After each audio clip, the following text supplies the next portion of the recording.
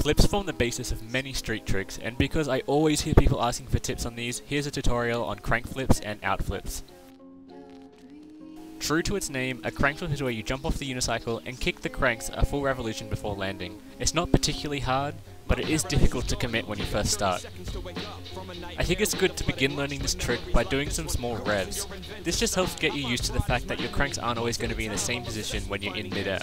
You might also land a little bit oddly at first, and just being comfortable with different crank positions helps a lot.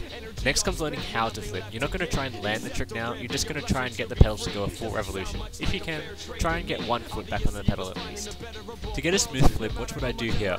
Take note that my head is just a little bit in front of the wheel, making sure I'm above the unicycle at all times.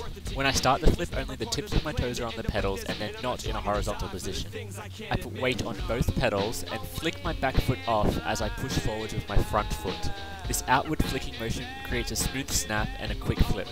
It may sound overly complex, but once you get it, you'll know it. Also take note that my arm is straight. If you start bending your arm in midair, it's likely that the unicycle will land in front of you and not under you. Once you can crank flip, you'll learn how to outflip extremely quickly.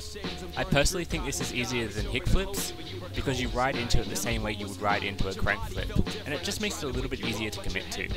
You want to start off by learning outspins. Simply ride with your hand on the side of the seat and do a 180 unispin from the seat in position. You might notice as you do this that your cranks are already spinning a little bit.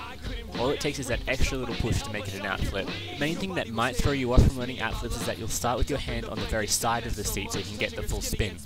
You'll also have to kick a little bit less because you already have that tiny bit of momentum, and you really have to spot the pedals because if you land on the cranks you're probably not going to be able to roll out of this trick. Other than that, just like a crank flip, stay on top of the unicycle, spot the pedals and commit.